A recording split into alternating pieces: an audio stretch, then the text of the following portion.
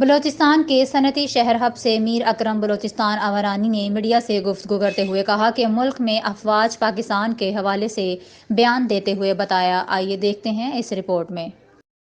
السلام علیکم ناظرین، میں ہوں آپ کی ہوسٹ آمنہ ملک، سریام CID انٹرنیشنل TV کی طرف سے۔ آج آپ لوگوں کی ملاقات ایک ایسی شخصیت سے کروانے جا رہی ہوں جو کہ تعارف کی محتاج نہیں ہے۔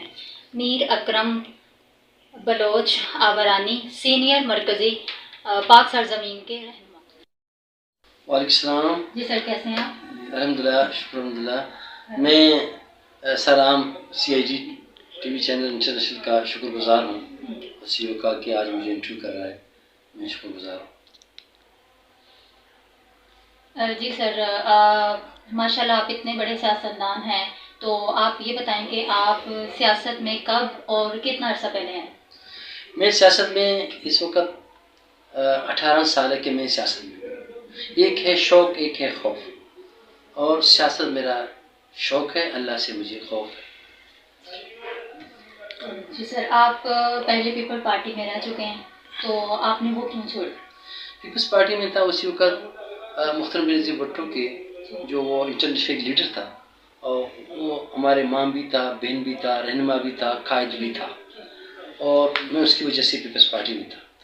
جب وہ ورکروں کی جو خدمت اچھی طرح کر سکتے تھے اور ہر ورکر کو فرد ٹو فرد جانتے تھے، لیکن جب زرداری صاحب کا وقت آیا تو جتنے ہم بی بی کے جو دوست تھے، قریب تھے، تو وہ تھوڑا سیڈ ہو جاتا۔ میں 5 سال تک رہ چکا ہوں وہاں سے، ٹھیک ٹھاک کام خدمت کر لیا، اور ورکروں کو ان لوگوں نے ڈیفالٹ کیا، ورکروں کی وجہ سے میں پارٹی استعفیٰ دیا، ورکروں کے لیے میں نے قربانی دیا، میں پارٹی استعفیٰ دیا، وہ بائیکاٹ کیا۔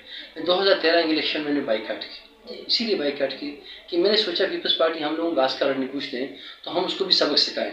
جب میں بائیکاٹ کیا، مستون بائیکاٹ کیا، لورا لائی بائیکاٹ کیا، جوگ بائیکاٹ کیا، 2013 میں پیپلز پارٹی کسی جگہ ووٹ کاسٹ نہیں کی۔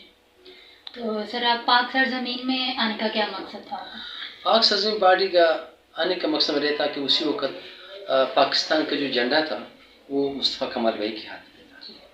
تو 2013-2014 میں ادھر بلوچستان کی حالت بالکل خراب تھا، اور پاکستان کا جھنڈا ادھر DC صاحب کے دفتر میں نہیں تھا، اسکولوں میں دفتر نہیں تھا۔ میں نے تقریباً 300-400 گاڑیاں اور ٹھیک ٹھاک شانہ بشانہ مصطفیٰ کمال بھائی کو، انیس قائم کرنے کو دعوت دیا ہبچوکی میں۔